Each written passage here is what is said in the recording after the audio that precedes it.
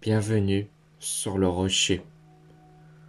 Tout le monde construit quelque chose, une carrière, une réputation, une famille, un avenir, une identité, une vie spirituelle. Chaque jour, par nos choix, nos priorités, nos décisions, nous ajoutons des briques à la construction de notre vie. Mais Jésus pose une question essentielle, une question qui traverse les siècles. Sur quoi construis-tu ? Dans l'Évangile selon Matthieu chapitre 7, il parle d'une maison bâtie sur le roc. Et dans le psaume 18, David déclare « L'Éternel est mon rocher, ma forteresse, mon libérateur ». Aujourd'hui, nous allons comprendre comment bâtir une fondation solide. C'est parti. Jésus dit « Celui qui entend mes paroles et les met en pratique est semblable à un homme prudent qui a bâti sa maison sur le roc. » Remarque deux éléments. Il entend et il met en pratique. La solidité ne vient pas seulement d'écouter. Beaucoup entendent, mais peu appliquent. On peut connaître des versets, écouter des prédications, apprécier des enseignements. Mais si la parole ne descend pas dans l'obéissance, la fondation reste fragile. Jésus ne parle pas d'émotion, il parle d'obéissance. On ne bâtit pas sur l'inspiration du moment, on bâtit sur la fidélité quotidienne. La prudence spirituelle consiste à aligner sa vie sur les paroles de Christ. Pas seulement admirer le rocher, mais poser sa maison dessus. Jésus poursuit, la pluie est tombée, les torrents sont venus, les vents ont soufflé et se sont jetés contre cette maison. Elle n'est point tombée parce qu'elle était fondée sur le roc. Il est important de remarquer ceci. Les deux maisons subissent la même tempête. La différence n'est pas la pluie, la différence n'est pas le vent, la différence n'est pas la violence de l'épreuve, la différence est la fondation. Personne n'est exempt, mais une vie bâtie sur Christ ne s'effondre pas sous pression. Elle peut trembler, elle peut être secouée, mais elle ne tombe pas. Pourquoi ?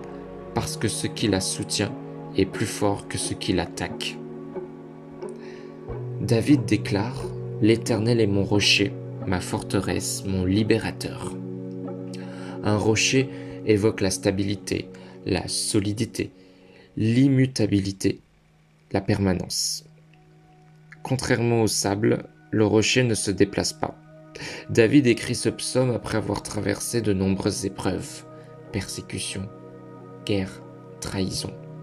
Et pourtant, il affirme « Dieu est mon rocher ». Cela signifie « Quand tout tremble autour de moi, lui ne tremble pas. Quand mes émotions fluctuent, lui reste constant.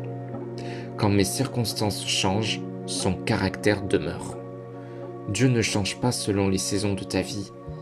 Il n'est pas solide un jour et fragile le lendemain. Il est éternellement stable. Jésus dit « bâti sur le roc ».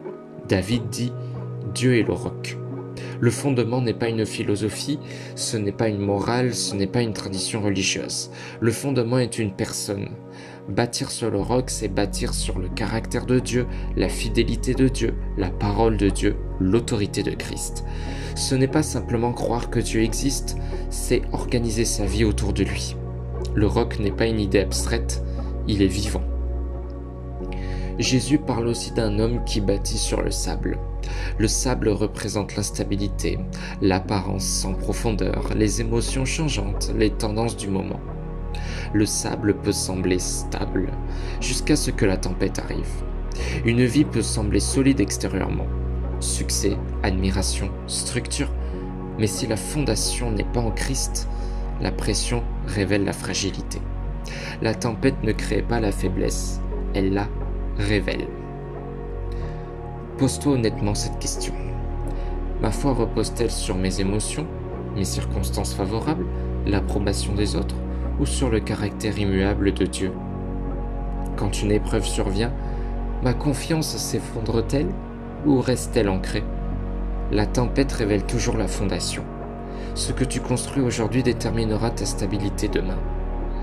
Bâtir sur le rocher demande du temps, de la profondeur, de la persévérance, de l'obéissance. mais cela produit une vie inébranlable. Une vie sans fondation solide finit par s'effondrer sous pression, mais une vie construite sur le rocher traverse les tempêtes, tient ferme, reste stable, inspire confiance, glorifie Dieu. Le rocher n'est pas fragile, il est éternel.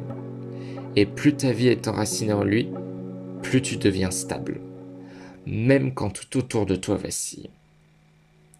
Si cette étude t'a fortifié, abonne-toi à Le Rocher pour approfondir chaque jour un verset de la Bible. Ici, nous ne construisons pas sur le sable des émotions, nous construisons sur la solidité de la parole. Que ta foi soit profonde, que ta fondation soit solide et que ta vie reste ferme, quoi qu'il arrive. Prends soin de toi. À très vite.